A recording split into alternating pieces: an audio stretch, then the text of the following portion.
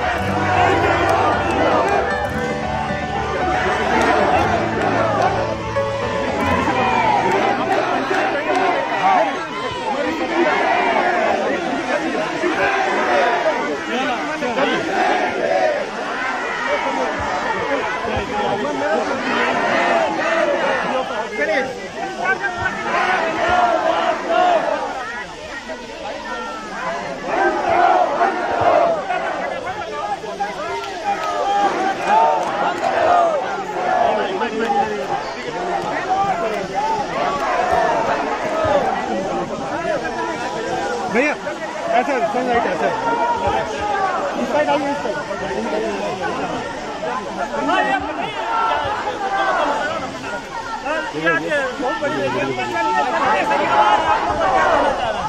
हम ये कहना चाह रहे हैं कि जो लोग संविधान को तोड़ने की बात कर रहे हैं, जो लोग हम आदिवासियों को आदिवासी लिस्ट से हटाने की बात कर रहे हैं, हम उनको ये बता देना चाहते हैं हम आदिवासी हैं और हम आदिवासी ही रहेंगे। चाहे हम किसी भी धर्म को माने, हमारी जाति आदिवासी है, क्योंकि एक संविधान बना हुआ है कि आदिवासी किसी भी या कोई भी धर्म का भी, हमारे देश का कोई भी आदमी किसी भी धर्म को मानने में स्वतंत्र है। उसी तरह से हम आदिवासी लोग कोई हिंदू धर्म मानते हैं, कोई ईसाई धर्म मानते हैं, कोई मुस्लिम धर्म मानते हैं, किंतु कुछ षड्यंत्रकारी लोग हम आदिवासी को तोड़ने के लिए ये षड्यंत्र बताया जा रहा है कि धर्मांतरित ईसाई को अनुसूचित जनजाति से किनारे किया जाए।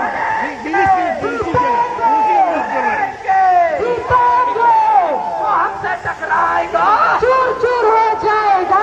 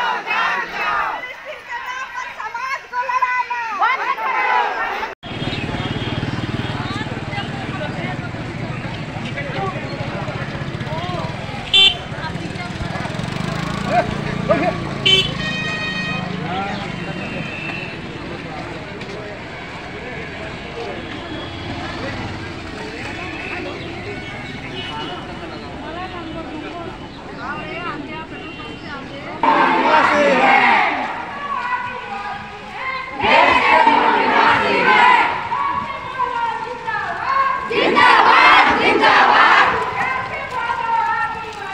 जिंदाबाद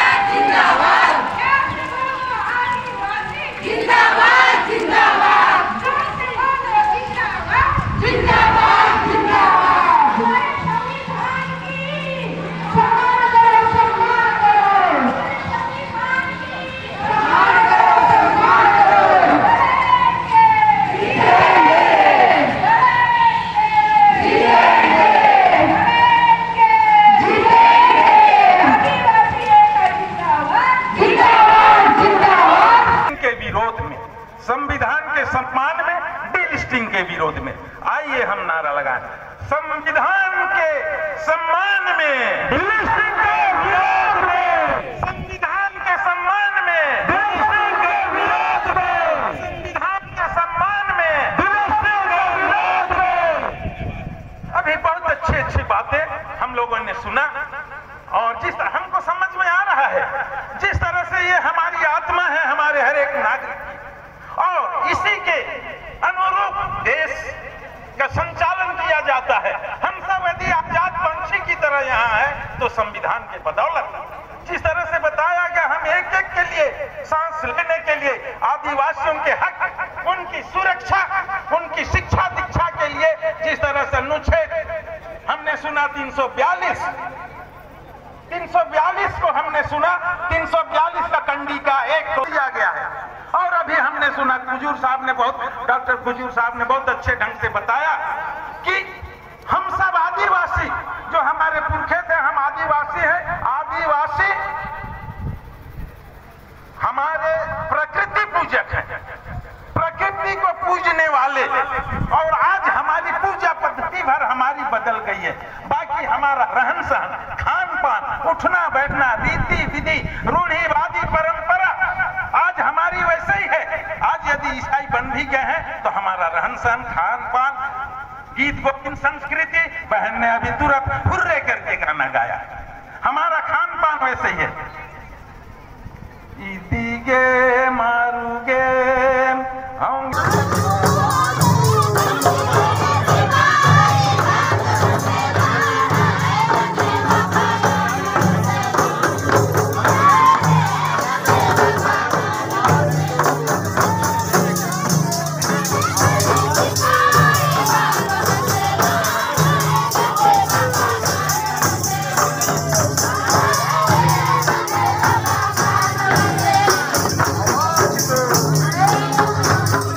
डीलिस्टिंग क्या है?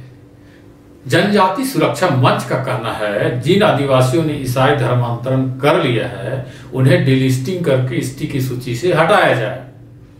सवाल यह है कि संविधान के अनुसार एसटी सूची में किन लोगों को शामिल किया गया है। संविधान के अनुच्छेद 342 के अनुसार एसटी सूची में राज्य सरकारों की अनुशंसा पर आदिवासी समूह या जातियों को सूचीबद्ध किया गया है, जैसे भील, संथाल, उरांव, मुंडा वगैरह वगैरह। इस सूची में धर्म कहीं नहीं है, यानी आदिवासी कोई भी धर्म मान सकता है। अब जो चीज लिस्ट में ही नहीं है उसे डिलीट करने या हटाने की बात कैसे कही जा रही है? लिस्ट में जोड़ने और हटाने का काम भारत सरकार पहले से करता रहा है, परंतु किसी आदिम जाति वर्गों को किया है, ना कि किसी धर्म विशेष के लोगों को। यह पहला मौका है जब ईसाई धर्म के आदिवासियों को, जो एसटी लिस्ट में ही नहीं है, उसे हटाने की बात की जा रही है। 1965 में अनुसूचित जनजाति लिस्ट की समीक्षा के लिए बनी लोकुर कमेटी की रिपोर्ट पेज नंबर 7 में लिखा है, आदिवासी अपनी इच्छा से कोई भी धर्म मान सकता है।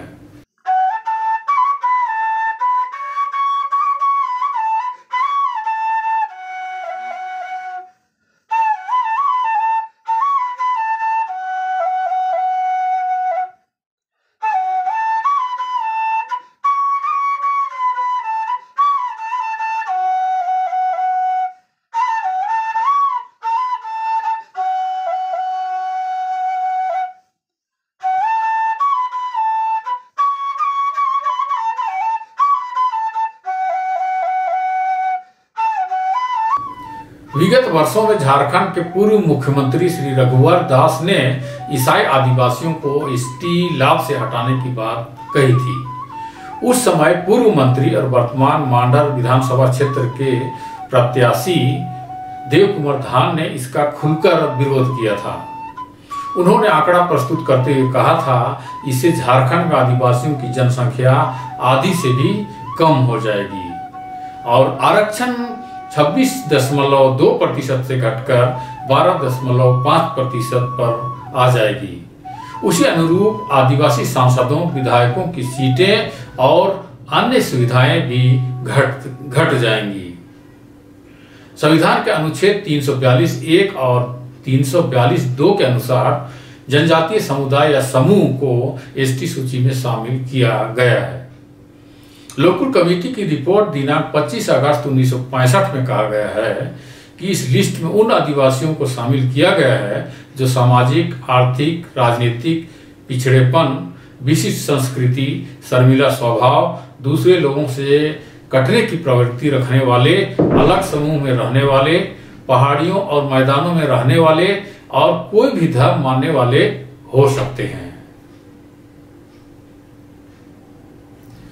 इससे पहले कि आरएसएस और उससे जुड़े संगठन डिलिस्टिंग कराकर आदिवासियों को किस प्रकार क्षति पहुंचाना चाहते हैं, बात करें विश्व हिंदू परिषद के अध्यक्ष श्री आलोक कुमार का बयान सुने। आपको मालूम है कि जो शेड्यूल्ड कास्ट के लिए रिजर्वेशन है, वो रिजर्वेशन अगर कोई व्यक्ति अपना धर्म बदल लेता है, हिंदू नहीं रहता है, तो उसको नहीं मिलता है। हमको लगता है कि ऐसे ही शेड्यूल्ड ट्राइब्स के लिए भी होना चाहिए, क्योंकि जो शेड्यूल्ड ट्राइब्स में अपना धर्म छोड़ के दूसरा अपनाता है, वो पूजा पद्धति को, शैली को और अपने मान्यताओं को बदल लेता है। तो सब सांसदों को हमने इस बार प्रार्थना की कि संविधान में जरूरी हो तो संविधान में, नहीं तो कानून में एक एप्रोप्रिएट संशोधन आना चाहिए, जिससे कि अगर कोई ट्राइबल अपने ट्राइबल परंपराओं को छोड़ करके कोई और धर्म अपनाता है तो उसको आरक्षण के लाभ मिलना बंद होना चाहिए। इस वीडियो से बिल्कुल साफ हो गया कि ये लोग क्या चाहते हैं। वे लोग उन सभी धर्मांतरित आदिवासियों को सूची से हटाना चाहते हैं जिन्होंने हिंदू, मुस्लिम, सिख, ईसाई या कोई दूसरा धर्म अपना लिया है। मैंने शुरू में ही जनजाति सुरक्षा मंच के द्वारा जारी डिलिस्टिंग स्लोगन दिखाया था। उसमें भी लिखा हुआ है, धर्मांतरित वर्ग को ना मिले आरक्षण का लाभ। अगर किसी जाति वर्ग में 50% से ज्यादा लोग धर्मांतरित पाए जाते हैं तो उस जाति वर्ग को ही धर्मांतरित वर्ग मानते हुए डिलिस्टिंग की जा सकती है। विश्व हिंदू परिषद के अध्यक्ष एससी कैडर के तर्ज पर एसटी लिस्ट से उन आदिवासियों को हटाने की बात कर रहे हैं जिन्होंने धर्म बदल लिया है। बाबा भीमराव अंबेडकर जैसा पढ़ा लिखा व्यक्ति ने संविधान बनाया और ऐसा प्रावधान सोच समझकर ही रखा होगा। एससी और एसटी आरक्षण के आधार में बुनियादी अंतर है। एससी कैडर में हिंदू वर्ण व्यवस्था में शूद्र होने और पीड़ित जाति होने के कारण आरक्षण मिलता है। एसटी आरक्षण में आदिवासी होने और पिछड़ा होने के कारण मिलता है। आदिवासियों में वर्ण या जाति भेद नहीं है। एक एससी धर्म बदलकर जब ईसाई या मुस्लिम बनता है तो वह शूद्र नहीं रह जाता, उन्हें बराबरी का हक और सम्मान मिलता है, इसलिए उनका आरक्षण खत्म हो जाता है। जबकि एक एसटी जब ईसाई या मुस्लिम बनता है तो भी उनकी पुरानी स्थिति ज्यों के त्यों बनी रहती है, इसलिए आरक्षण बना रहता है। राजनीतिक विश्लेषक श्री विनयशील डिलिस्टिंग के मुद्दे पर क्या कह रहे हैं, जरा सुनिए। ये आदिवासियों में विश्व हिंदू परिषद इस मुद्दे को इसलिए उठा रहा है क्योंकि वो जो 32% आबादी है उसको भी धर्म के नाम पर लड़ाया जा सके। आदिवासी अपनी आदिवासियत छोड़कर हिंदू, ईसाई या आदिवासी होने के नाम पर लड़ना शुरू कर दे, उससे क्या होगा? उससे वो जो परसेंटेज ऑफ वोट कट के बीजेपी के पास आएगा जिनको ये लोग भटका पाएंगे, ये उनकी पॉलिटिक्स करना चाह रहे हैं।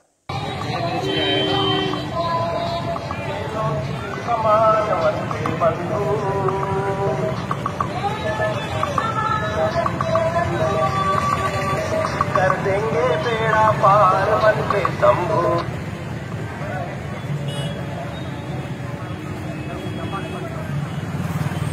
जनजाति सुरक्षा मंच का एक ही नारा। उनके अनुसार भाजपा और उससे जुड़े संगठन ध्रुवीकरण की राजनीति करके आगामी चुनाव जीतना चाहते हैं।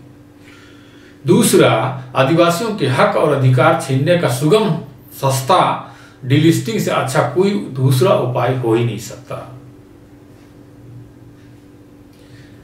छत्तीसगढ़ के मुख्यमंत्री श्री भूपेश बघेल जी डिलिस्टिंग के बारे में क्या कह रहे हैं, इसको भी जरा सुन लीजिए।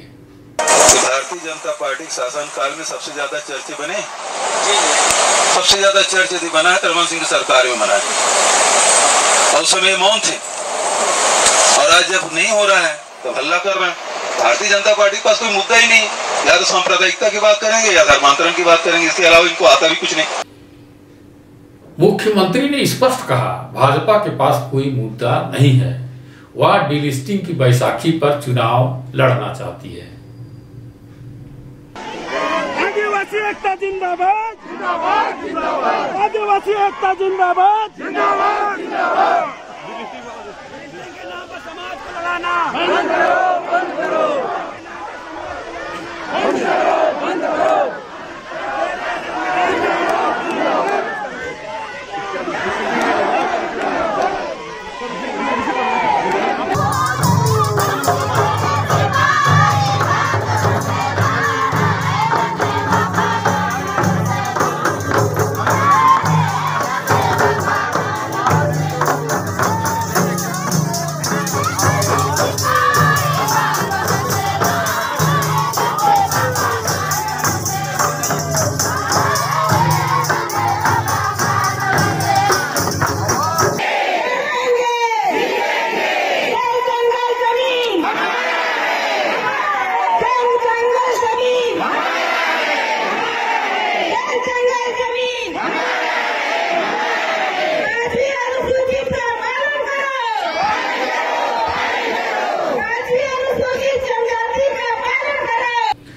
झारखंड के पूर्व मंत्री देव कुमार धान ने डिलिस्टिंग से होने वाले नुकसान से आदिवासियों को विस्तार से आगाह किया था।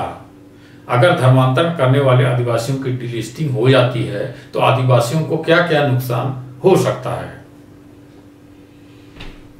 एक तो आदिवासियों की जनसंख्या घट जाएगी, नौकरी का आरक्षण घटेगी, सांसदों विधायकों की सीटें कम होगी, राजनीतिक पकड़ कमजोर हो जाएगी, शिक्षण संस्थाओं में आरक्षण घटेगी, पेशा 5वीं 6वीं अनुसूची आर्टिकल 244 वन अधिकार कानून CNT-SPT एक्ट, एट्रोसिटी एक्ट का प्रभाव कम हो जाएगा। अनुसूचित क्षेत्र में सामान्य कानून लागू नहीं है, लेकिन धीरे धीरे अनुसूचित जनजाति क्षेत्र कम होने से सामान्य कानून भी लागू होना शुरू हो जाएगा। पंचायतों नगरपालिकाओं में प्रमुख पद कम हो जाएगी। TAC नहीं बनेगी, क्योंकि TAC 5वीं शेड्यूल्ड क्षेत्र में ही बनता है, और यह TAC राज्य सरकार को आदिवासियों के विकास के लिए विशेष सलाह मशवरा देता है। TSP फंड कम हो जाएगा।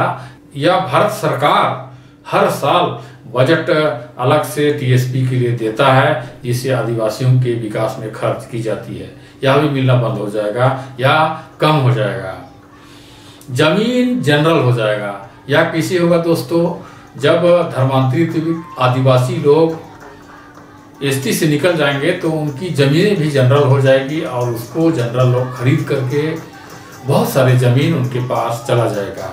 ST के अन्य सुविधाएं घटेंगी, जैसे आप रेलवे में सफ़र करते हैं तो आने जाने की आपको पास दी जाती है, साक्षात्कार के लिए टिकट दिए जाते हैं, और भी जैसे ट्यूशन की सुविधा ST/SC छात्रों को मिलता है। इन सारी सुविधाओं से आपको वंचित किया जाएगा या तो कम कर दिया जाएगा। आदिवासी कमजोर होंगे और आदिवासियों के प्रति दूसरे जातियों का अत्याचार बढ़ जाएगा।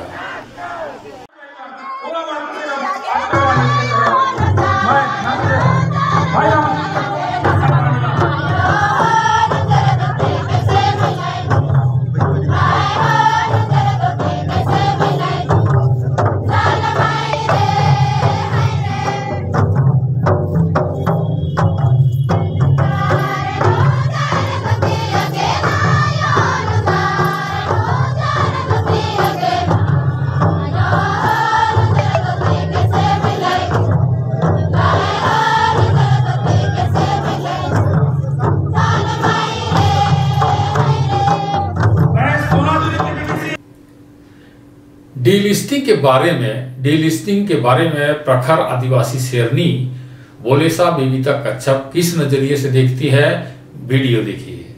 जो डीलिस्टिंग से सबसे ज्यादा फायदा जो है वो दूसरे लोगों को है, राजनीतिक सरकारों को है, गैर आदिवासियों को है। क्योंकि एक बार अगर यहाँ पे आदिवासियों की जनसंख्या घटने के बाद यह क्षेत्र जितने भी भारत में जितने भी क्षेत्र है अनुसूचित क्षेत्र है उनको अगर हटा दिया जाता है तो जितने भी जल जंगल जमीन पे आदिवासियों का अधिकार है, आदिवासियों की जल जंगल जमीन चाहिए, हमेशा हमसे छीनने का ही काम किया है। तो हम आज उन पे भरोसा कैसे कर सकते हैं कि डीलिस्टिंग के माध्यम से ही हमारा भला करेंगे, ये हम कैसे मान सकते हैं। तो डीलिस्टिंग हमारे सबके लिए घाटेदायक है। कुल मिलाकर आदिवासी बुद्धिजीवी वर्ग डीलिस्टिंग को आदिवासियों के लिए खतरा और गैर आदिवासियों उच्च वर्गों और सरकार के लिए फायदेमंद बताया है। संस्कार है, आज पूरा दुनिया में हम देखा था हवा चलाते हवा करीब आधा घंटा 20 मिनट आसपास हो गए हैं। पूरे दुनिया में आज अगर तय कर लो कि हमारे आदिवासी सच्चे आदिवासी कौन है, सरकार के आदिवासी कौन है और किसके आदिवासी बताना है, आज हमारा रहना है, हमारा लड़ाई करना है, तब जाकर हमारा आइए पिछले 15 साल में कमल जी के सरकार ने हमारे आदिवासी आइए पूरा सरकार चलेगा आदिवासी के जीवन का योगदान और जनसंख्या में डीलिस्टिंग किया जाए। कहाँ के लिए डीलिस्टिंग स्वयं हमारा डीलिस्टिंग होना चाहिए।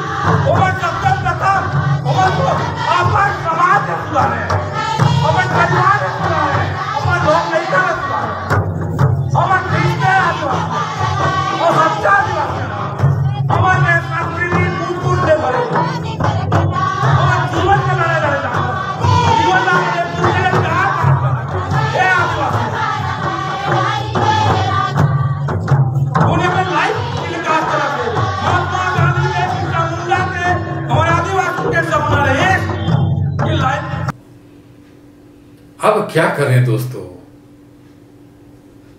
सभी आदिवासी डीलिस्टिंग का विरोध करें, ज्ञापन दें, जनप्रतिनिधियों के माध्यम से बातें रखें, धर्म पर नहीं आदिवासियत पर जोर दें, आदिवासी धर्म कोड की मांग करें, डीलिस्टिंग के समर्थकों का बहिष्कार करें और लोगों को जागरूक करते हुए डीलिस्टिंग से होने वाले खतरे से अवगत कराएं।